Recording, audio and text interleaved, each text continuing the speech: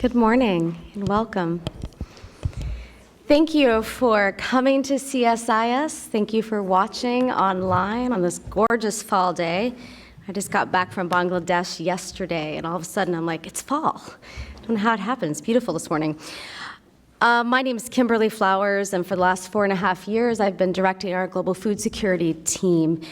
I want to first give congratulations to Christian Mann for his great report that we are launching today.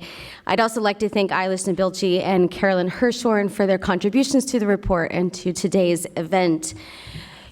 Today's conversation, and of course the launch of this great report, is really a suite of materials and events that we've been doing here at CSIS related to climate change and food security.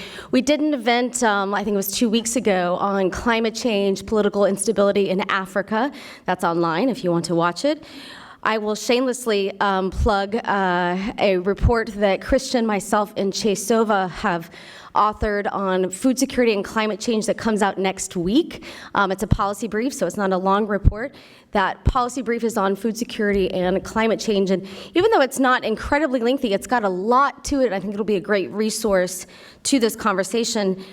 For those who are taking the annual pilgrimage, I call it, to Iowa next week for the World Food Prize, I will be moderating a conversation on the main stage on the Borlaug Dialogue on the last day on climate change and conflict. So if you're coming to Iowa, please join us there.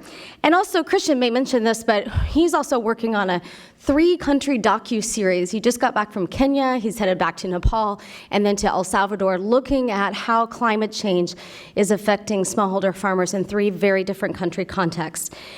And I have to say, in Bangladesh, where I was last week, I was with a congressional delegation with CARE, and we were predominantly looking at nutrition programs, but of course climate change came up many times because Bangladesh is one of, if not the most densely populated country in the world, and it's also one of the most susceptible to climate volatility, whether that's severe flooding or other unpredictable natural events or natural disasters. When I think about climate change, which I've been thinking about a lot as we've been working on this piece and all the events that we've been doing, the word that keeps coming back to me is injustice. There's this feeling that, not even a feeling, this is such evident that those who are being impacted the most have the least. And I really feel like it's our duty, having this platform that we have at CSIS and the work that we do of how we can bring that climate change issue and that injustice to what we do as we think about food security, agriculture, and nutrition.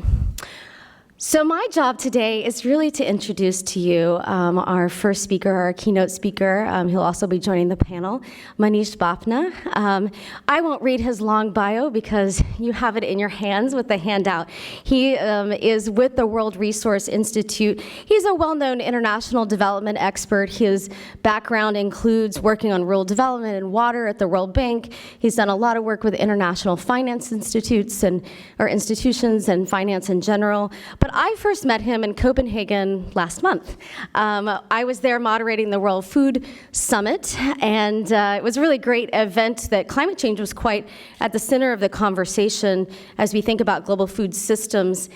And Manish was the only speaker. As the moderator, I got to ask questions of the speakers after they spoke, and Manish said to me, ask me some question about resilience. I was like, okay, you got it. And I think resilience is one of those words that, it's not new, right? It's been around for quite some time. It's definitely been elevated in conversations, and I think there's a lot of different understandings of what resilience means. We've certainly seen it really rise to the surface in terms of US government strategy, whether you're talking the global food security strategy, whether you're talking the reorg of USAID. I'm sure a lot of that will come up today. But it's incredibly important. It helps bridge that divide between the humanitarian and development space. It also helps reverse any backsliding on development gains that we've had. And I know that Manish will help us sort of frame that conversation this morning as we think about it a little bit from the big picture. He'll also talk about the Global Commission on Adaptation, which is also co-chaired, by the way, by Bill Gates. You might have heard that name. The Bill Melinda Gates Foundation is also who very generously funds our work, so we're thankful for that connection. Manish, over to you.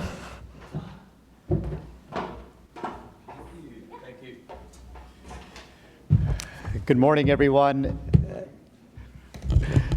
Absolute delight and privilege to be here with all of you today to talk about such an incredibly important topic. Thank you, Kimberly, for a very kind introduction, and Christian for what I think is going to be a stimulating discussion on this report regarding resilience in Nepal.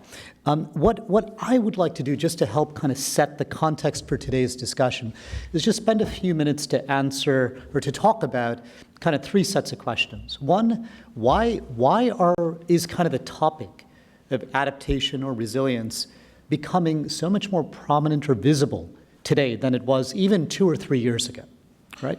Kind of what's happening in the world that's creating that. I'm going to spend quite a few minutes talking a little bit about what needs to happen to build adaptation and resilience. This has been a question that people have been grappling with for quite some time, but has been kind of the forgotten stepchild. Most people have focused on mitigation. We haven't seen adaptation at the scale, the urgency we need to see. What will it take to really accelerate advanced action on adaptation? And then I'll say just a couple of words on how I think this report so well kind of positions us to take some of the steps we need forward to really make some progress on this issue. So let me start with this question about why this focus on resilience now. And I think it is fair to say that the impacts from climate change are happening here and now, right? We're beginning to see much more visibly the impacts. I'm not going to read you the statistics, they're pretty well known, but this is happening at a time when we're seriously off track in terms of meeting our climate commitments according to the Paris Climate Agreement, right? So we're off track to meet less than ambitious goals while these impacts are happening here and now. Just a couple weeks ago, we had the UN Secretary General kind of convene the Climate Action Summit. This was in New York. I don't know, was anyone here at the Climate Action Summit? Did anyone go? So this was a really important moment in 2019 where the focus was on ambition. In 2015, really surprised the world with this climate agreement that people came together, agreed on a fairly ambitious target, but we knew that the commitments made were not going to get us to the goals of the Paris Agreement. And so the idea for this summit in 2019 was that countries, would come to the summit, step up, increase the ambition of what climate commitments they can make so we could get closer to actually achieving the goals of the Paris Agreement. What has happened, however, is the political context for climate has changed profoundly in the 4 years since the Paris Agreement.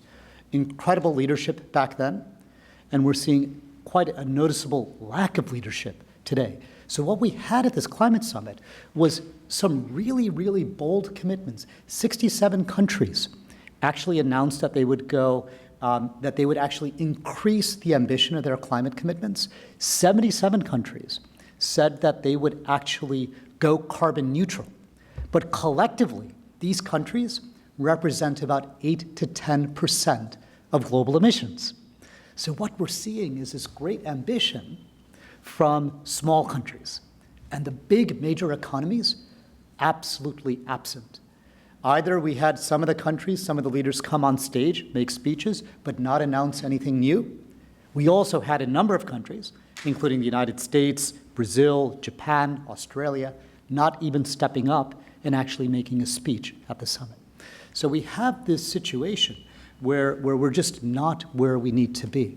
And it just reminds me, Kimberly, Kimberly mentioned we met in Copenhagen, and just talk about a tale of two countries that have very differing ambitions around climate. Denmark made a commitment just in the last elections, which were just a few months ago, to reduce emissions by 70% below 1990 levels by the year 2030, in 10 years. 70% below 1990 levels. Most ambitious 2030 commitment that I am aware of. And yet at this country, we saw emissions rise 3.4% last year, right? So real need to see much greater ambition for major economies. So what does this mean for climate change? Right now, so science kind of says that we need to limit climate to about 1.5 degrees, right? It was 2 degrees before. A lot of the recent science says that's too risky. We should come down to 1.5 degrees. Who here thinks that, just let's take a show of hands here just on climate and kind of where we think people will be. How many people here think we will stop warming at about 1.5 degrees? Just raise your hand. Anyone? 2 degrees?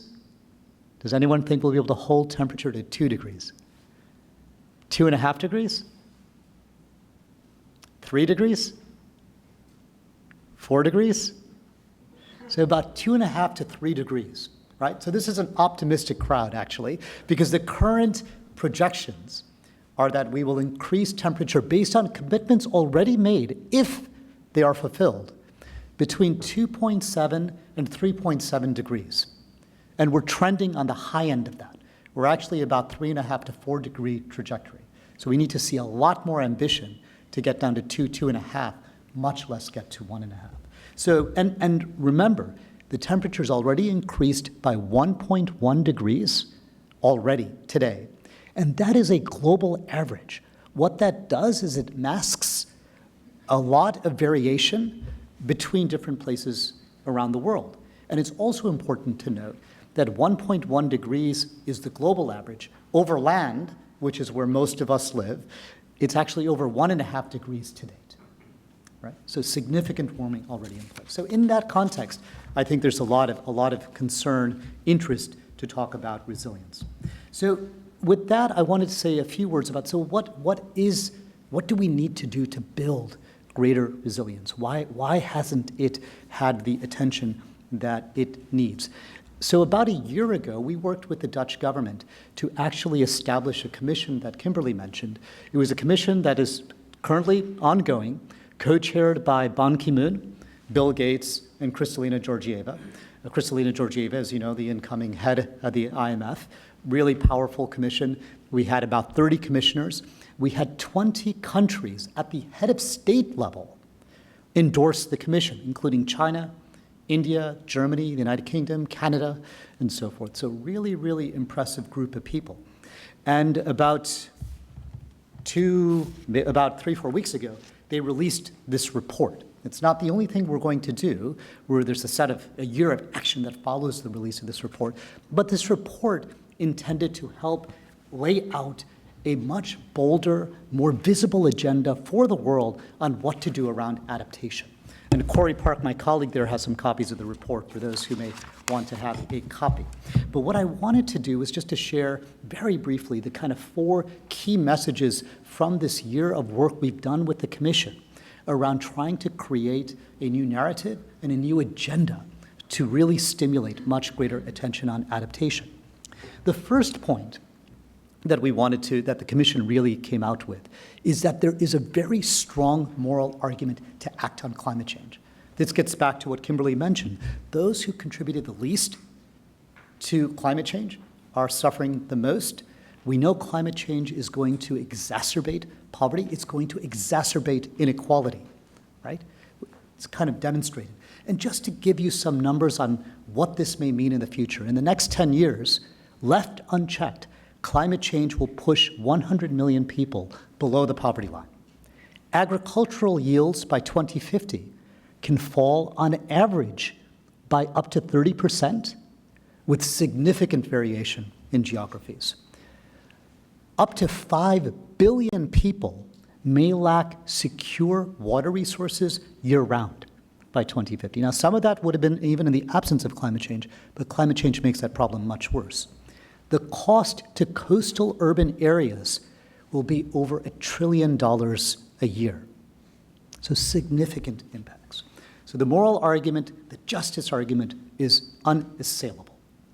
The second real message that the Commission came out with is there are strong economic arguments to act on climate change. We looked at the economics of about 5 different types of adaptation interventions. We looked at early warning systems, we looked at mangroves, we looked at resilient infrastructure, we looked at more efficient allocation and use of water, and we looked at dryland agriculture. And we looked at investments that would build resilience through those 5 areas. Benefit cost ratios are 4 to 1, 5 to 1 on average for these investments, meaning for every dollar we invest in resilience, we get $4 to $5 of net economic benefits in return. Over the next 10 years, if we invested $1.8 trillion in these 5 areas, $7.1 trillion in net economic benefits. Why is that? Because these investments not only help us avoid significant loss. You think of early warning systems in Bangladesh. Bangladesh was mentioned earlier this morning. Huge, huge returns. Small investment, you get a massive reduction in avoided losses. Bangladesh, just to continue with that example, in 1970s, you had a cyclone Sidr that devastated the country. 300,000 people were killed. Similar cyclone took place about 10 years ago. Several thousand people were killed. Similar cyclone of scale took place last year. A couple dozen people were killed. Massive reduction in death and destruction from significant investments in early warning systems, community infrastructure, the institutions that would enable people to understand when disaster is about to strike and to take shelter. Massive returns on those types of investments. But not only is it avoided losses, many investments in adaptation also can improve economic productivity. They can create stronger social and environmental benefits. Think of drip irrigation, right? Really useful when you have a drought. But even when you don't have a drought, you're using water more productively. Think of mangroves. Very helpful if there's a storm to weather a surge. But they also create really healthy areas for fisheries. They also provide recreational opportunities. So these co-benefits are part of what make adaptation investments so economically attractive. But even though the economics are very good, we don't see the scale. We don't see the pickup. And why is that? Several barriers get in the way. Short-term biases. Risk remains hidden. A lot of times, actually, the risk, the climate signal, that risk remains hidden. Institutional fragmentation. Lots of times responding to those types of actual challenges, difficult because of difficult coordination between governments, between government ministries, between local, national governments. Financial system right now doesn't recognize climate risks. But perhaps one of the most pernicious barriers is that the poor, those that are most vulnerable, those that are at the crosshairs of climate impacts, have the least political voice, right? Power structures, power dynamics get in the way. There's a reason the Montreal Protocol that dealt with ozone depletion was such a successful, quick treaty. It affected the urban middle class in rich countries. Yet climate change, which oftentimes affects the poorest, has had a much more difficult time to get traction because of who ultimately is paying the price. So given these barriers, what the Commission has called for, the kind of third big message, is that we need to see fundamental revolutions in knowledge, in planning, and in finance.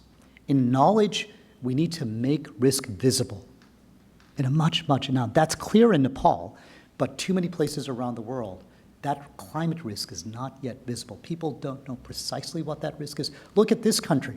We continue to subsidize flood insurance, encouraging homeowners to buy land and build property in areas that are going to be prone from hurricanes, right? We need to make that risk visible, and we need to share what works. Planning. We are moving from a world where historical projections of straight lines and smooth curves, we now need to look at how you make decisions under much greater uncertainty. Historical projections don't work for future planning. And that means we need to also think about how we integrate climate risk, climate adaptation into development planning in a much, much more serious way. It can't be treated as an add-on. It needs to be mainstreamed across how we look at development overall. And finally, on finance, we need to mobilize significant funds to accelerate adaptation. And this is not just about international support for adaptation, how important that may be. It is also about how we look at domestic resources, how we look at private finance to take into account climate risk in a much more serious way. So in short, adaptation is really about doing development differently. It's about doing development better.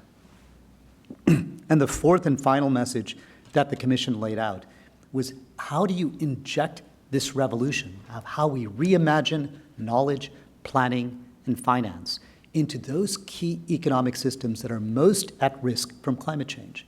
We look at the food sector, we look at water, we look at natural environment, we look at cities, we look at infrastructure, and we talk about what are the entry points in these sectors to best be able to integrate resilience into how these sectors need to unfold in the future. So again, I'll talk a little bit more about this during the panel, but I wanted to give you a little bit of a flavor of what this report did. Finally, it's much more than just a report. So the Commission issued this report a couple weeks before the Climate Summit. Last week in New York, or a week and a half ago in New York, we launched the Year of Action. So now what we're going to be doing is actually translating the recommendations from the report in a set of action tracks on some of these issues regarding food, regarding water, regarding cities, regarding infrastructure, and we're going to lead up to a set of major commitments that'll be made during the year and in the run-up to the climate conference in the United Kingdom in Glasgow, if that's, I guess, still part of the United Kingdom in next year, but in Glasgow in 2020. So very exciting stuff, and would welcome everyone's engagement in that. The final thing I just want to do before I close is just say a few words about this report and why I think this report actually really leverages and helps advance some of the messages that came from this commission. There were three themes in this report that Christian drafted that I think are quite relevant to today's conversation. The first is this point about integration. He really talks about how we can't look at climate or adaptation in isolation from agriculture or food security. Lots of risks are facing farmers in Nepal, all around the world. One can't look just at adaptation. One has to look at climate risks in the context of the broader set of risks, challenges, opportunities that are facing these farmers. How do we bake climate risk into how we look at agriculture, livelihood development in Nepal? And the same is true even for the donor agencies. This point about integration, again, clearly makes a strong argument that we need to see USAID take a more explicit position on climate, but it is about how you integrate climate into USAID's thematic priorities. So the first point around integration. The second thing that I thought he really played very prominently, an important point about, is institutions. The role of local institutions to be best placed to manage a lot of these climate risks.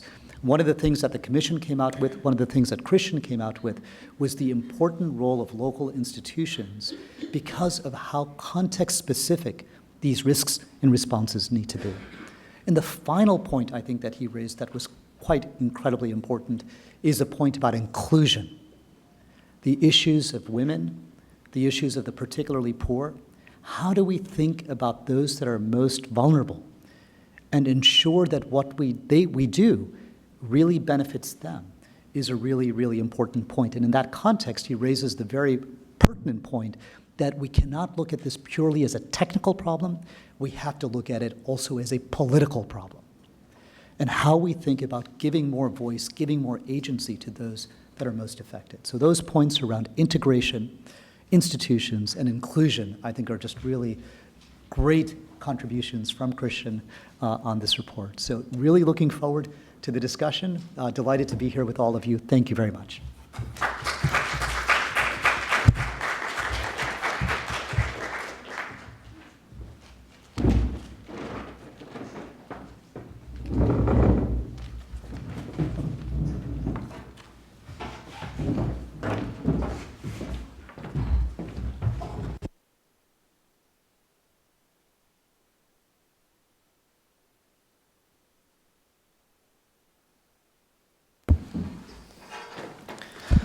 Good morning, everybody, and good morning to those who are joining us online as well. My name is Christian Mann. I'm the Research Fellow in the Global Food Security Project here at CSIS.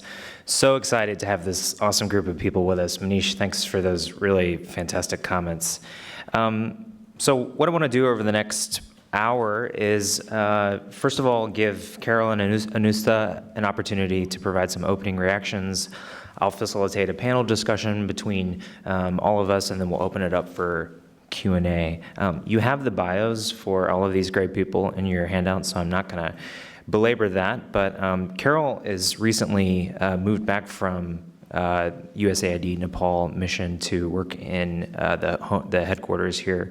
So welcome back, Carol. Anusta, I have to say, our invitation to Anusta, who lives in Kathmandu, was relatively recent, and it's a small bureaucratic miracle that she's here with us today. So a special thanks to USAID Nepal for making that happen. So let's just start with Anusta. I'd like to give you 5 to 7 minutes to provide some opening framing comments. Thanks. Good morning. First of all, I would like to thank CSIS and USAID for providing me opportunity to speak on this platform. Nepal is a small country, but it is rich in biodiversity, and it's geographically and culturally diverse as well. We have mountainous region on the top with very cold and harsh climate. And then there is hilly region in the middle with moderate climate. And then there is lowland Tarai region with hot and tropical climate.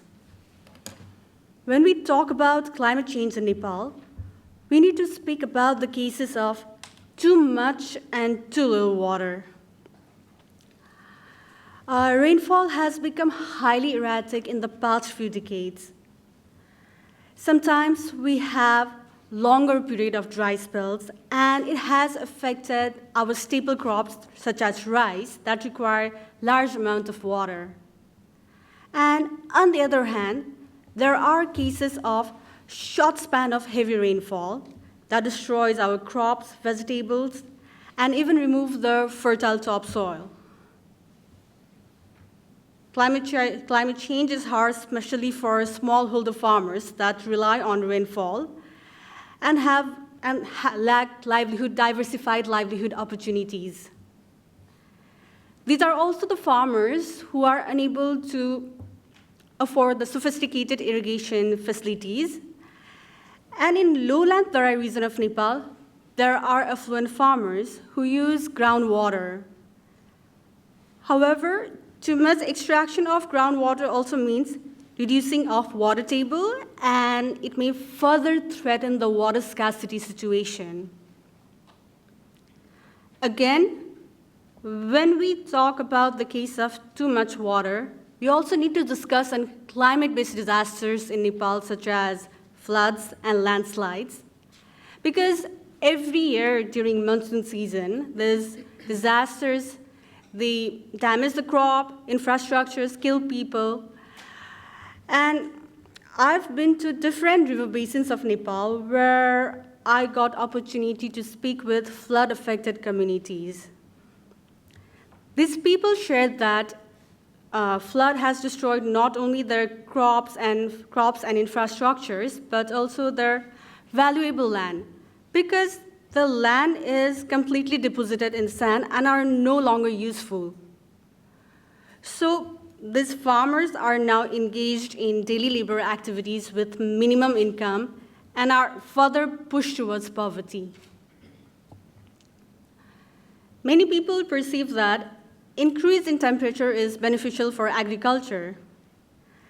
It might be true to some extent because the crops which would be grown in lower altitude could also be grown in higher altitude. But increase in temperature also means increase in pests and diseases. If there is increase in pests and diseases, then farmers will start to use more chemical fertilizers and more pesticides. These chemicals will end up in our water bodies, increase its nutrient, promote algal growth, deplete the water oxygen level, and also affect the aquatic biodiversity. And if aquatic biodiversity is affected, then it will affect our fisher communities as well.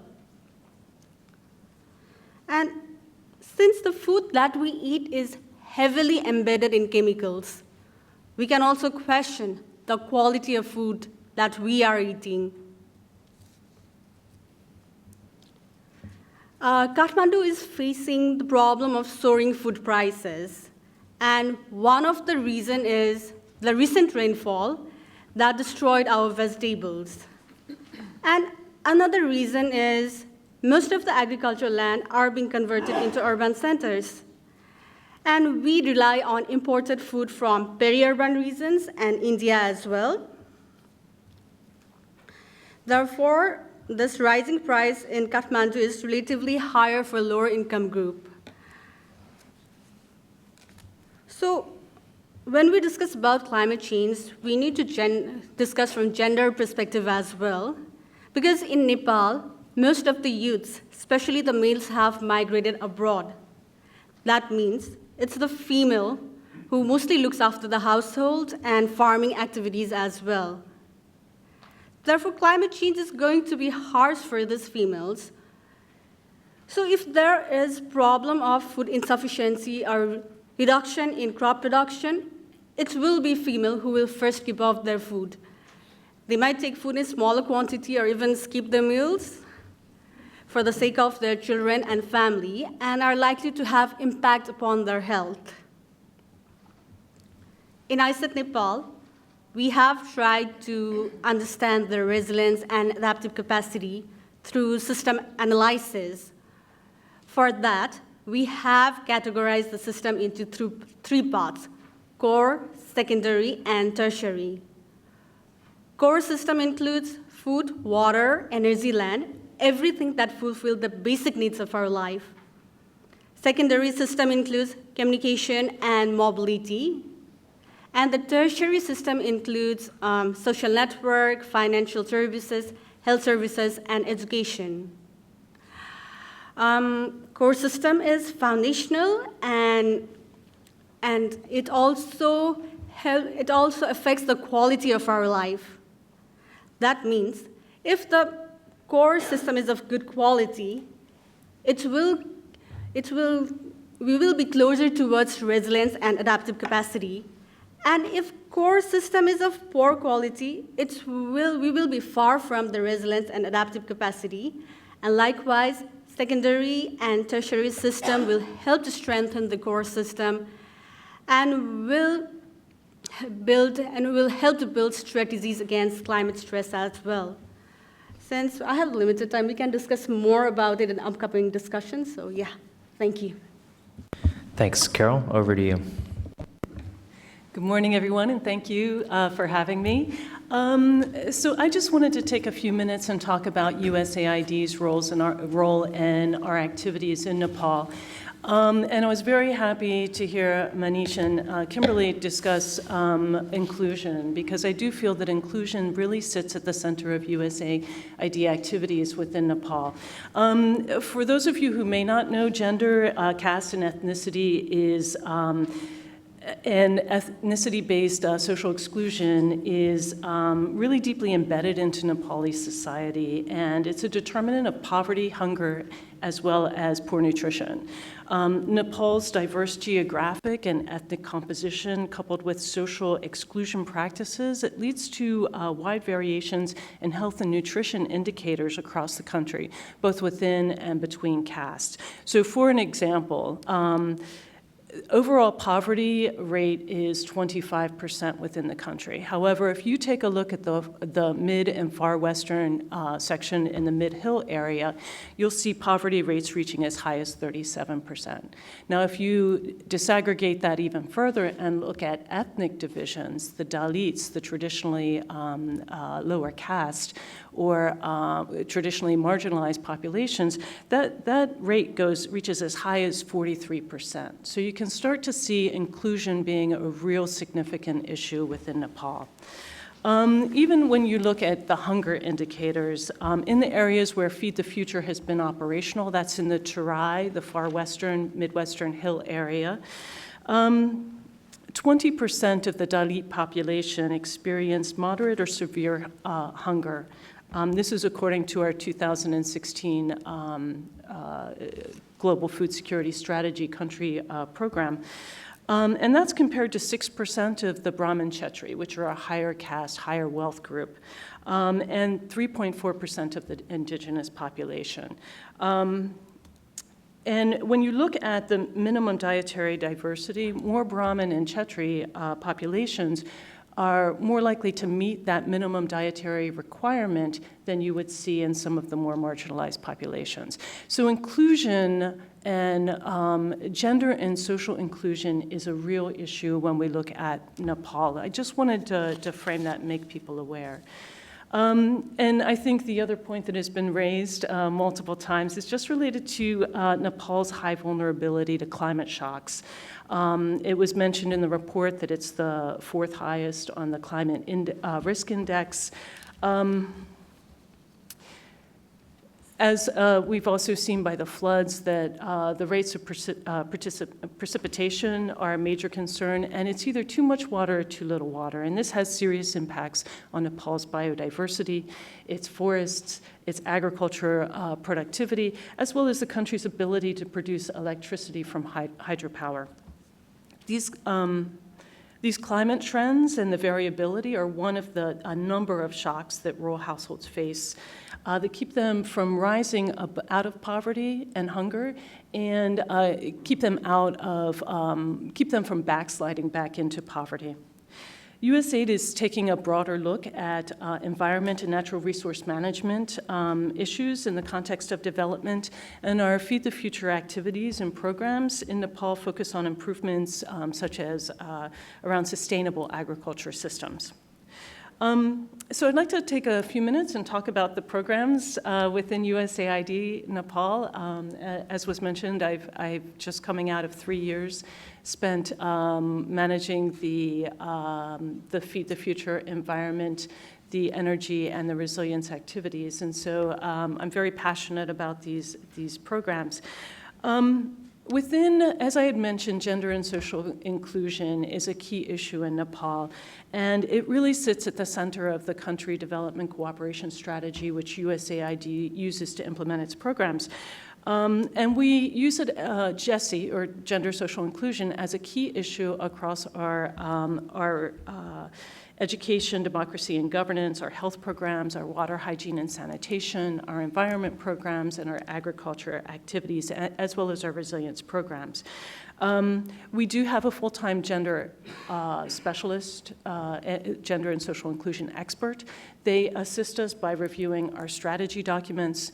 They assist us in reviewing scopes of work, solicitations to ensure that we are looking at social inclusion as a way of creating greater equity and greater inclusion, both in governance as well as agricultural systems.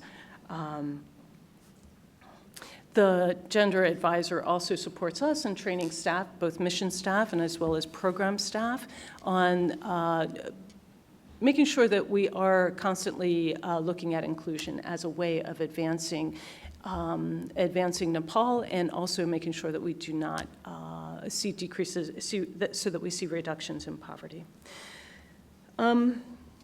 So within that, I want to talk a little bit about some of the resilience activities that we're doing. We are focusing on the more marginalized populations.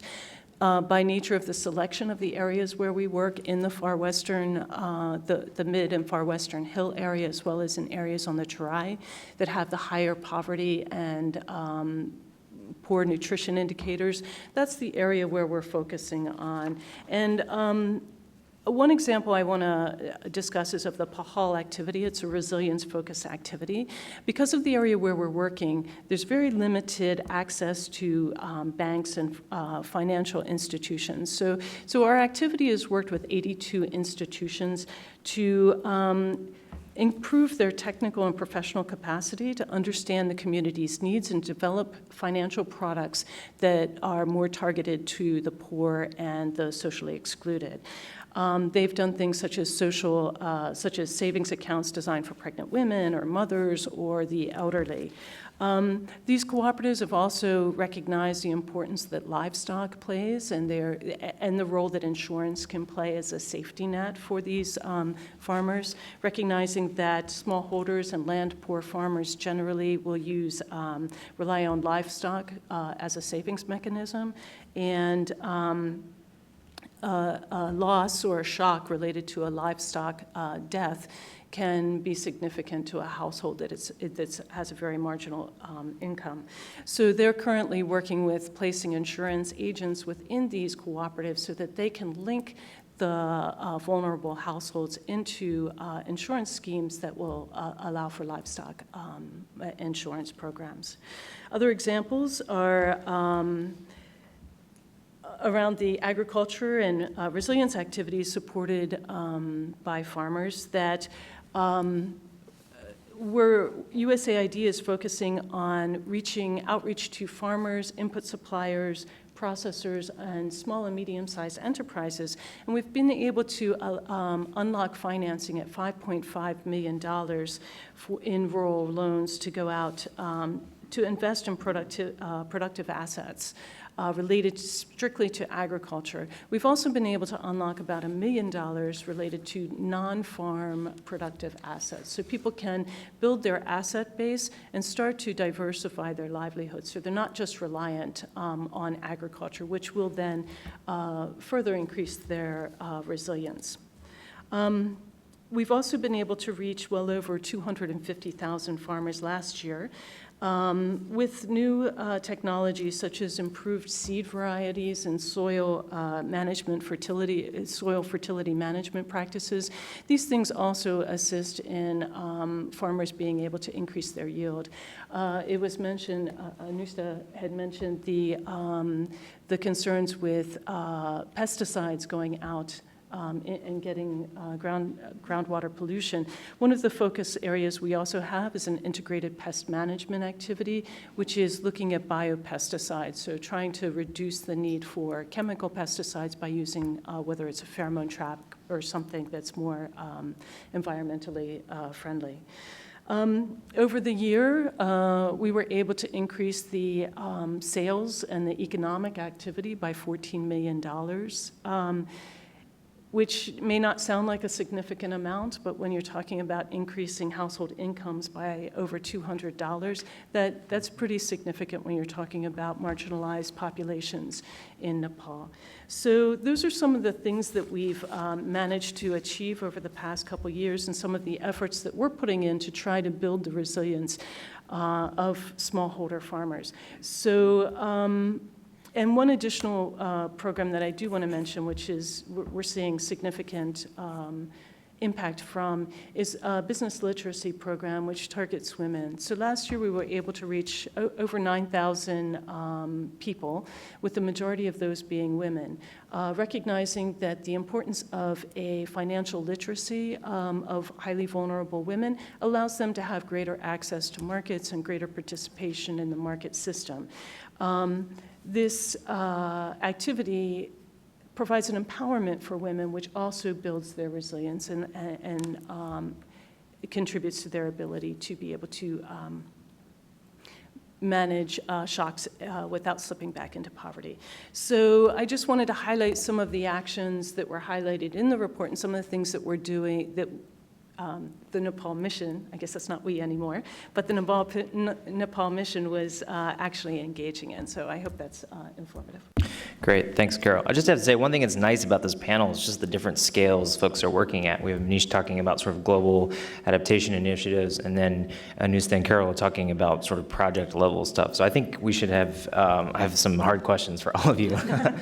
My first question is for Manish and Carol. You know, it seems like there's all these different sort of somewhat overlapping systems of adaptation from a policy perspective. You have the Global Commission doing its thing. You have the government of Nepal doing its own set of things related to adaptation. You have USAID doing another set of things. How are all of these adaptation plans and systems meant to work together in a way that's coherent for farmers? If I'm a Nepali farmer, am I meant to sign up for lots of different initiatives? I mean, I'm being a little bit facetious, but I think the point is, how do we make sure there's a sort of a coherent harmonization of adaptation initiatives to ensure efficiency and efficacy? Let you go first. No, it's a very good question. More broadly, that what I think we're seeing in both the climate and development space is an incredible proliferation of initiatives that rarely speak to each other. So the motivation for the question, I think, is strong. One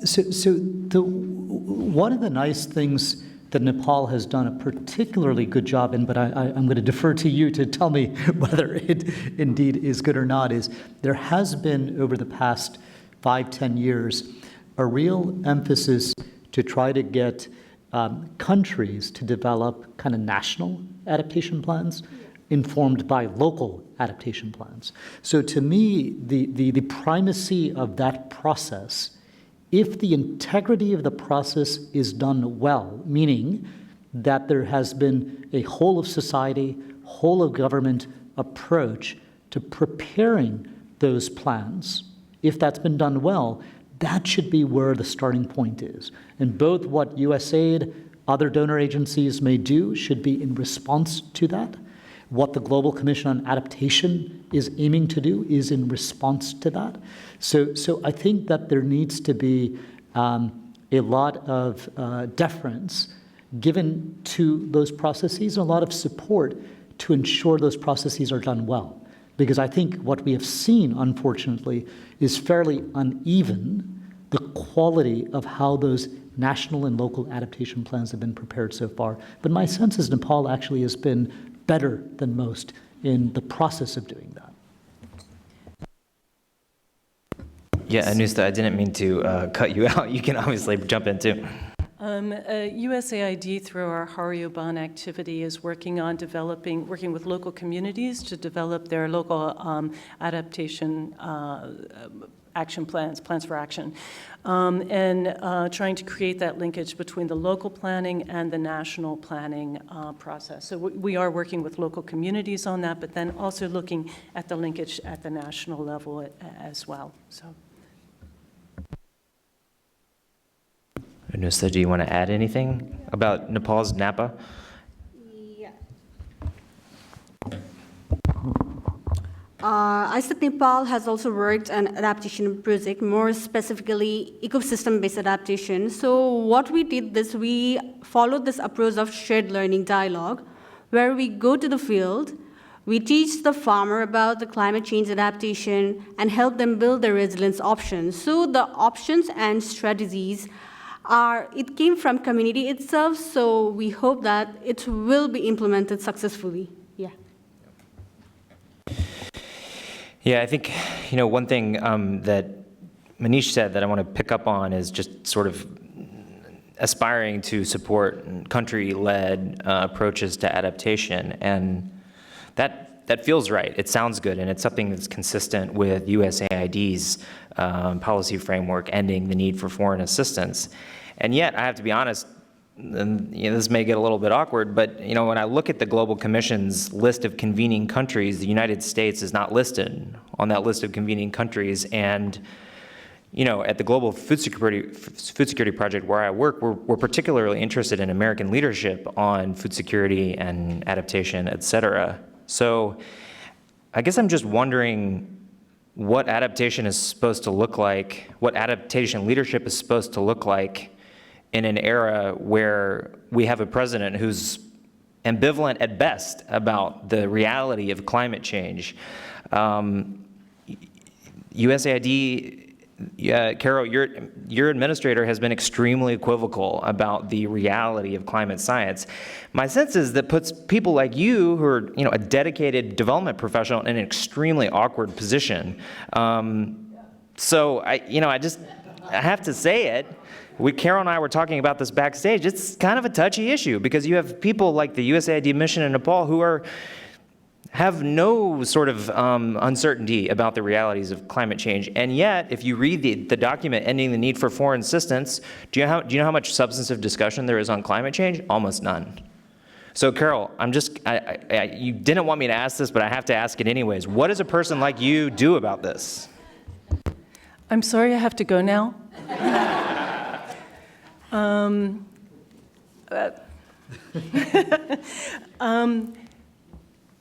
Regardless of the policy, if you look at the actions that we're doing, if you look at the global food security strategy, the focus on sustainable agriculture really does take in the global, a more holistic approach to agriculture. We have to look at the natural resource management, the natural resource base. USAID is doing a great deal around research. We're looking at ways that we can adapt agriculture to be able to be responsive in the changing environment that we're operational in. We are doing a number of research on drought-tolerant varieties of seeds. We're looking at how we can best build organic matter into soils to make them more productive. We are focusing on what actions can be taken related to what actions can be taken now in order to increase agricultural productivity and feed a growing population, whether regardless of the shocks that we face. I would say the efforts that we're making, especially when you look at research is one of the key components and is a key driver of increase in agriculture productivity.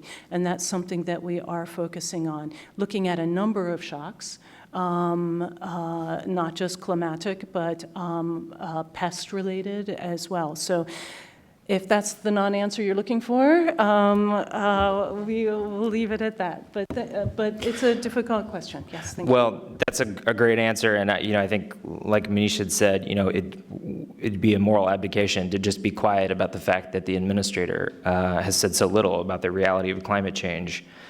But I appreciate the tough spot that puts you in. Manish, just from your perspective, what is like this sort of specter of a retreat in American leadership on climate change mean for you and mean for the world? One probably cannot overstate the impact that the lack of U.S. leadership on climate action has had on global ambition to deal with the climate problem. I really feel that. If one thinks about, the Paris Agreement was incredible. Could you imagine getting 190 some odd countries to agree? One country could veto this. 190 countries all agreed to these goals, to the concept of national commitments, to a mutual accountability mechanism, to ratcheting up ambition every 5 years. This was an incredible moment, and that was in no small part because of U.S. leadership. And the U.S. working night and day with China to bring a really important agreement between U.S.-China in the run-up to the Paris Agreement. It's what created kind of that level of ambition, and it's quite impressive. Since then, the global environment for climate ambition has fallen dramatically. One looks not only at what's happened with the Trump administration, but one looks at Brazil, one looks at Australia, one looks at the EU, not because of a lack of ambition, but because of a variety of other problems that are plaguing the region that are preventing it from exercising the same level of ambition that they had historically. And that then, China and India are actually acting on this issue. But in the absence of more leadership from rich countries, they're not yet internationally stepping up to do more. So this is an issue. But one should not conflate the unwillingness of the Trump administration to do more on climate with at least some early encouraging signs within some parts of the Republican Party, but also to recognize Washington isn't the United States. There's an incredible outpouring of support on climate action from many places, states, cities, and the private sector in this country. You're right that the U.S. did not come on to the Global Commission on Adaptation, but we did bring on the Republican mayor in Miami as an interesting voice on this commission.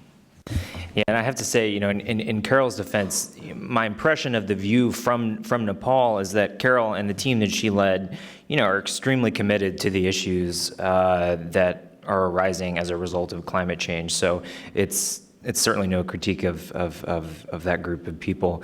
I want to ask another difficult question, this one for Anushtha. You know, Kimberly mentioned sort of this theme of justice and the sort of exceedingly iniquitous dynamic where you have countries that have done little to create the problem that creates the need for adaptation are being forced to adapt. So when we think about adaptation in Nepal, and we think about the government of Nepal's sort of very flagrant rhetoric about social inclusion, I'm just curious if you think that's theater or you think that's real. I mean, a number of people I talk to are not convinced. They think it's the government. For example, the Constitution pays a lot of lip service to inclusion because it's the day that we live in. It's the zeitgeist. What's your impression? Are there material places where the government of Nepal should be applauded, and are there places where we should push back and say that's superficial? Well, Nepal people are divided by ethnicity, caste, and even economic status. So people with higher caste and better economic situation have better access to resources and network.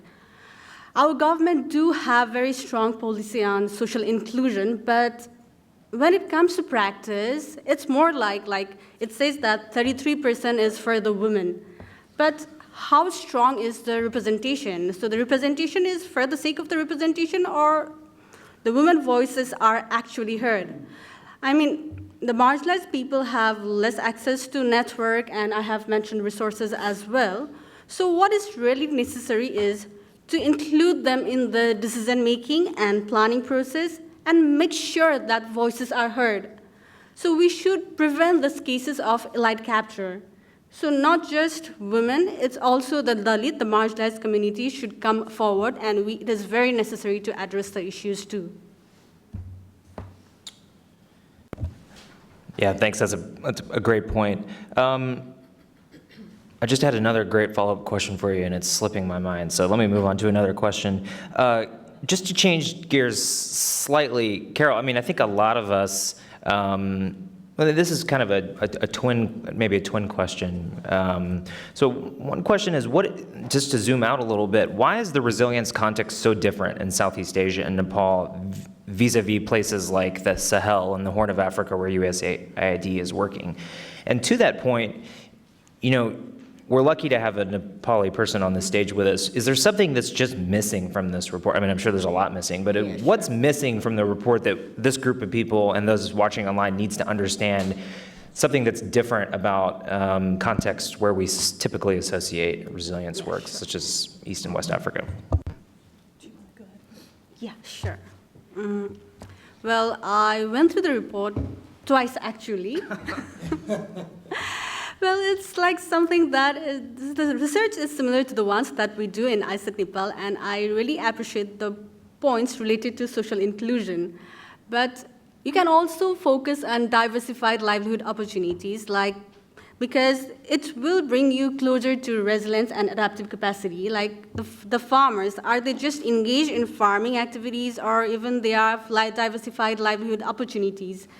And another thing that you can also focus is on youth involvement in agriculture, because the youths of Nepal are now not so interested in agriculture because they see it as a very tedious and hardworking task. So maybe like the available of seed funding or more capacity building activities might help to encourage more youths in the farm.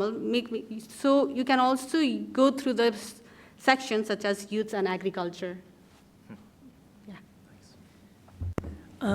Just to talk a little bit about resilience, I've been very fortunate to have lived and worked and served in USAID missions in Africa as well as in Asia. And these are my opinions related to the difference between Africa and Asia. What I would break this down is to Asia, you see more rapid onset disasters. You see a lot more related to flood as opposed to drought conditions, where in Africa you'll see those large droughts that will affect multiple countries and require very large humanitarian responses. In Asia, you do see quite a lot of smaller idiosyncratic shocks that affect more people at either a household or a community, a localized level. So for example, in Nepal, you see quite a number of landslides that are affecting populations, very targeted, very small pockets of population, preventing them from accessing markets or getting their agricultural production out to a market. So you see these smaller household programs. Resilience efforts, you do see significant and very large safety net programs that are put into hosted by government systems, so such as the Productive Safety Net in Ethiopia, where you're seeing governments really taking an effort to increase the resilience of the population and create that safety net so that when people slip back into, when they get hit by a shock, such as a drought, that people don't have to sell all their productive assets. They can actually recover from a shock. So there is a safety net there. To me, those are the two most significant pieces that I would identify. So I want to leave a little bit of time for Q&A from the audience, but I have one more question for everyone. We're going to start with Manish and come down this way. Please keep your answers short. So, something we emphasize in the report is a concern that I have that adaptation becomes rescinded to the realm of the technical and becomes just another sort of intervention that's not integrated or baked into the DNA of development programming, as Manish said. And it's true that we need drought-tolerant seed varieties, we need early warning systems, we need index insurance, but what about the fundamental political transformations that in reality are the origin of a lot of the vulnerabilities that we're seeing in places like Nepal? How do we ensure that adaptation is sufficiently political?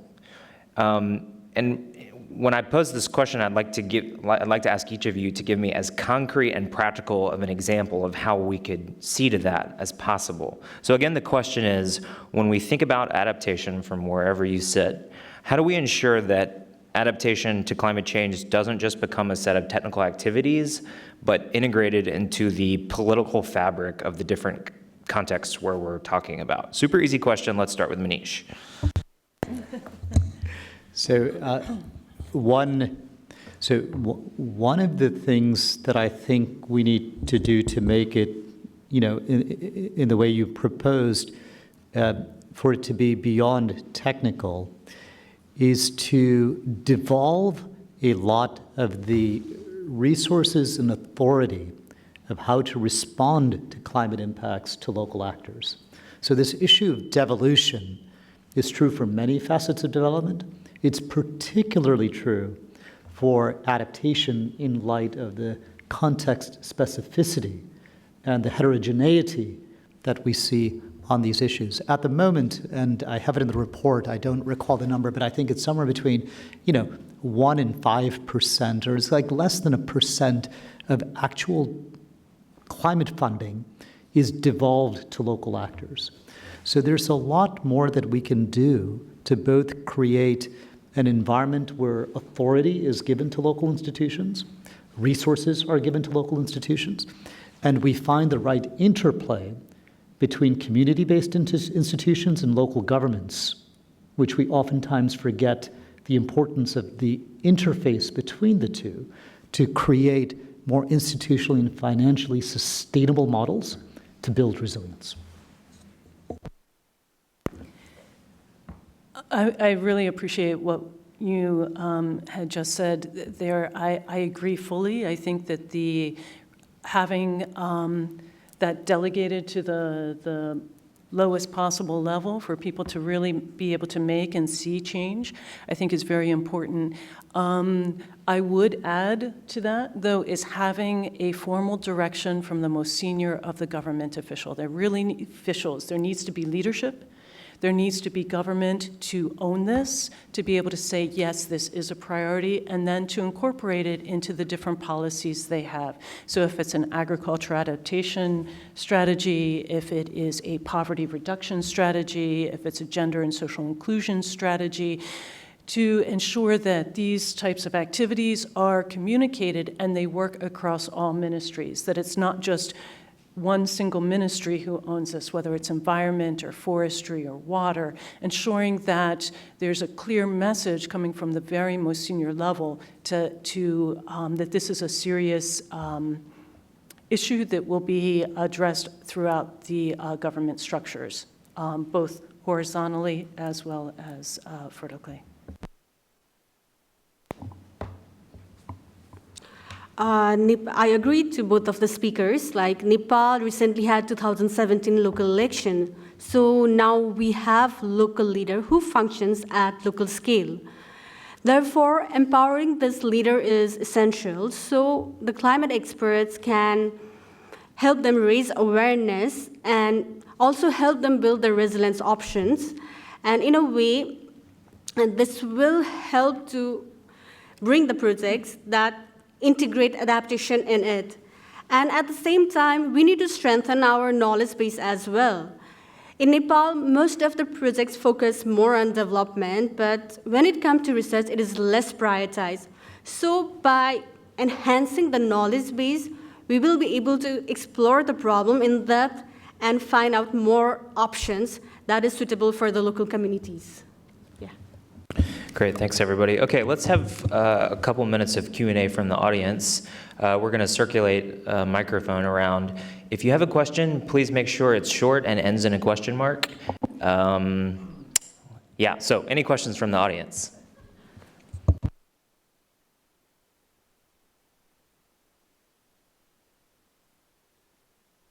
Let's take 2 or 3 questions and then we'll come back to the panel. Great. Thank you so much for speaking today. Sorry, please introduce yourself as well. Oh, sure. Hi, my name is Patrick. I work at Resonance, which is an implementer for USAID. And I was just asking a little bit more about youth and agriculture. And so I know that in Nepal, for example, a lot of youth are not interested in agriculture for the future. So it's kind of a difficult question when you're talking about what does the future of agriculture look like when a lot of youth aren't interested. And so I'm wondering, when we're talking about agriculture programs in Nepal and other places, I mean, are we trying to find examples of how agriculture can be a profitable, great livelihood option? Are we looking for ways that, we can develop other livelihood programs in parallel to agriculture? Or, is the reality that maybe agriculture is one of few livelihood options for some communities in Nepal? So I'm just wondering if you can talk a little bit more about youth, as it relates to agriculture in Nepal.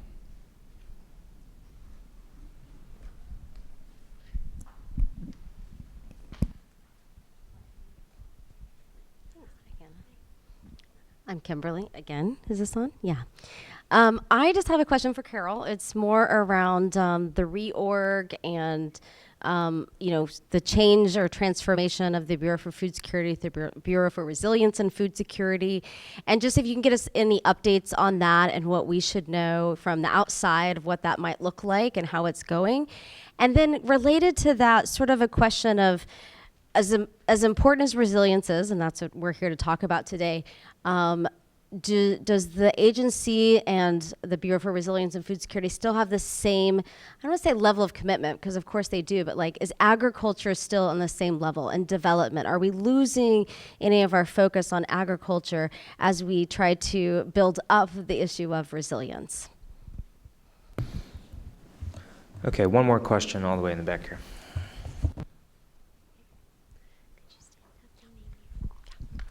Hi, my name's Maris. I am an intern at the U.S. Global Leadership Coalition, and my question has to do with language. For example, using the language in sort of strategic senses of adequate nutrition, how does the language that we use at the planning and more removed level affect how effectiveness is translated? I think on the ground you would never hear someone talk about getting adequate nutrition that day for oneself. That's just not language that we use when it applies to ourselves.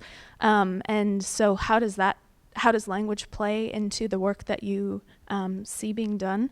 And then on the other side of that, I think when we speak to people who are removed, for example, anyone in this room, we don't speak about our own food and eating and nourishment as adequate nutrition. So how does that translate to when the message is getting across to people who are both removed and people who are on the ground? Great, thanks. It's Maris, I think. Okay, so one question, I think the question here is how we ground truth our outcomes that we're looking for and make sure they're meaningful to folks on the ground. Questions from Kimberly around the reorg at USAID. Does agriculture have a future under the new resilience paradigm? And then finally, the question from Patrick, how do we make agriculture cool again for the youth? I mean, I'm being a little facetious, but I think it's a really, really good question and something that we're struggling with in lots of places around the world. So anybody on the panel can answer any of the question you'd like to.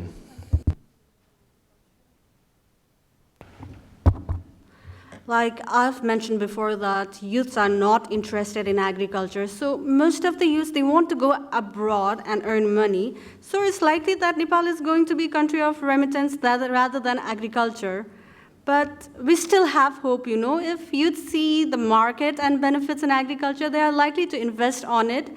And that's where the government, non-government organization, and donor agency can come forward, provide them with entrepreneurship activity, and if they have the seed money, maybe they can invest on agriculture, and we can prevent our country from becoming this remittance country and we can have the country with diversified livelihood opportunities. Yeah. If I could also add to that, a lot of times as has been brought up, young men in Nepal leave for a period of time. I think there's like 1,300 people leaving every day. So there's a significant outmigration. There's also remittances that are coming back in. The World Bank has attributed 25% of the poverty reduction actually because of remittance returns to the country. So it's a challenge, but then I think part of it also presents an opportunity. I've been fortunate to be able to travel to the field, and again, this is a personal experience speaking with a couple young men who are farmers. They said that they would be willing to come back. They would prefer to be back in Nepal, in their home country, where they're not working 7 days a week, 10 to 12-hour days. But they can only come back if there's economic opportunities. And I said, well, what would that look like? And they said, we'd have to make about $1,000 a year in order to come back. Our Kisan activity is trying to really engage youth. We're looking at ways that you can increase agricultural productivity. We're looking at off-season vegetable production that has a higher rate of return. And so we're able to do that in some areas, and depending on the commodity. I think the advantage that youth have when they come back, and if we can capture them to come back and really focus on agriculture, number one, is sometimes they'll come back with some seed capital. They'll have a little bit of money that they can come back with. A little bit more willing to take a risk. They've been abroad, they've seen the world. They're a little more willing to use new technologies, where a lot of times we recognize the risk aversion that a lot of farmers will have. So I think they're a really good target area. It's just how do we capture them and pull them in? And we are making efforts, but again, it's a slow, long process. We are able to, they're also more likely to use technology. So like use a phone app to be able to look at weather conditions or look at soil maps. So I think, again, it's a huge opportunity, and we are trying to tap into it, but it is challenging when you're competing with travel abroad. Do you want me to go into the RFS question directly, or? Manish, were you going to add anything? Let's come back to I do want you to talk about that, but Manish. I'll come back. Okay, go ahead, Carol. Related to the reorganization of Bureau of Food Security, Resilience, and Food Security, I really don't have any additional updates. when we look at the new structure that's coming out and we look at the 4 centers that will be created, we're looking at one that is agriculture-led growth, focusing not just on agriculture, but the role that agriculture plays in accelerating growth within countries. We're looking at resilience. We're looking at water, which houses the Water for the World Act, and we're also looking at nutrition. So those centers really set the priorities of where we're moving forward. I personally feel that agriculture, it has a prominent place. I think as we look at opportunities for growth and poverty alleviation, agriculture can be a key driver of poverty alleviation. It also is a huge opportunity for growth, and we have great opportunities to increase agriculture productivity. So I don't feel it's being lost. I think that there's significant connections between the different centers. When you look at the contribution that agriculture can play towards building more resilient populations using different techniques, agriculture diversification, but then also recognizing the importance of household diversification when you're talking about improved resilience at the household level. So I feel that these pieces all come together and fit quite nicely, but I don't have any additional updates. Sure. I'll venture into this question regarding, I'm not following USAID's reorganization very closely, but that's not going to refrain me from commenting on it. And just taking up a little bit Kimberly's question. One of the interesting things, so between 2010 and 2050, global demand for food is going to increase by 50%, right? If we're going to deal with more population, deal with food insecurity, and so forth. So we're going to see quite a bit of demand. That understates the challenge both in sub-Saharan Africa and in South Asia. In South Asia, demand for food under that time frame is going to increase almost by 2-fold, and in sub-Saharan Africa by almost 3-fold. So the point about climate impacts having a up to 30% impact on yields when we need to double or triple yields has to be viewed in that context. And so that raises kind of this important point about integration and how, although I very much like, if I understood correctly, a center on resilience, how you stitch that work into the other centers becomes incredibly important to make sure that it's not seen as a standalone, but it gets to the point that I think Christian was trying to raise in the report.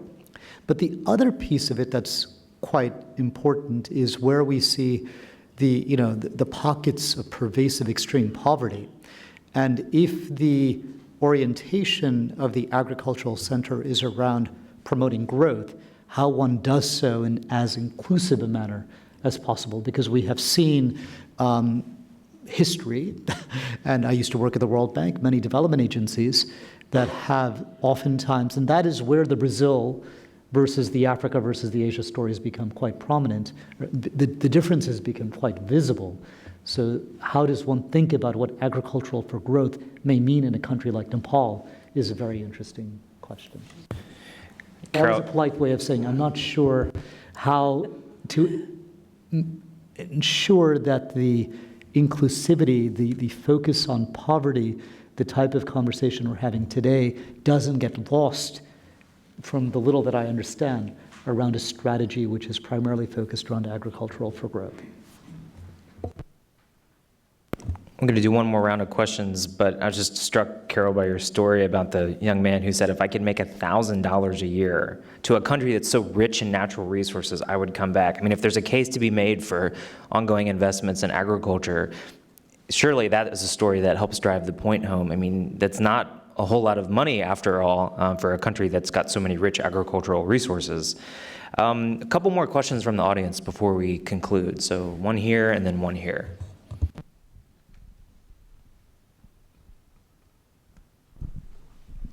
Hello, my name is Ahmed and I work with the Shaladi Associates. We're an international consulting firm. My question is from Carol. We have several projects at the moment, and in the past we have worked with the World Bank and ADB and other financing institutions on providing technical support on irrigation engineering in Nepal and surrounding regions. My specific question is there any partnership mode between USAID and other financing institutions like World Bank or ADB or DFID to mobilize the resources in a way which are used more efficiently and effectively in Nepal? Because I come from Afghanistan, I've seen there are like dozens of donors there working on their own set of strategies, but they do not mobilize their resources in a way which are more efficiently used. How is it working in Nepal? Thank you. Thank you. My name is Phil Steffen from USAID, also Bureau for Food Security. Thank you for your report, Christian. Many questions come to mind, but I'm inspired by Maris's question. I believe your report says there's no word in Nepali for resilience, or culturally it's not very clear. How then do you get across, how do you communicate this concept to people to encourage them to follow resilient practices? Do you break it down into subcomponents and so forth? Will the word take hold? Maybe will there be a Nepali word someday? Thank you. Okay, so an interesting question here on new forms of financing between multilaterals and USAID, and then a question on how you contextualize a concept that, to my knowledge, doesn't really have a good word for resilience. So, quick answers from the panel.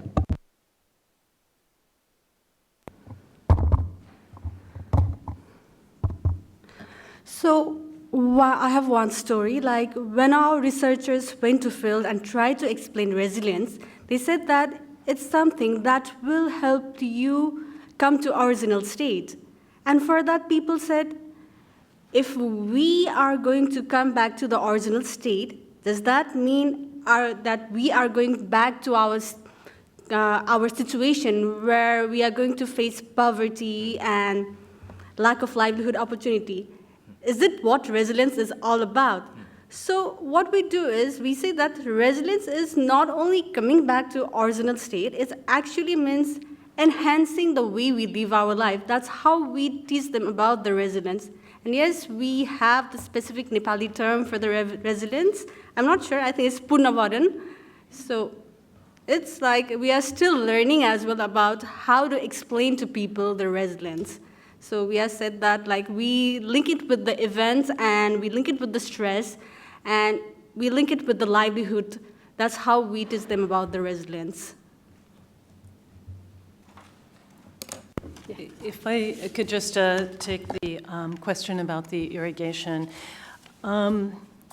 So one of the things that we're trying to do within USAID is take more of a systems approach so that the projects that we implement are not just time-bound, that the impacts that we have a longer time horizon. So for example, we're working with a local company to manufacture drip irrigation systems within the country. So this is a new technology, or not new technology, but it is a new approach, a new company where drip irrigation systems were previously imported into the country. So what we're trying to do is be able to increase the capacity locally to be able to create some of the systems. We're working to work with farmers to be able to access finance so that they can then in turn take out small loans in order to purchase small-scale irrigation systems.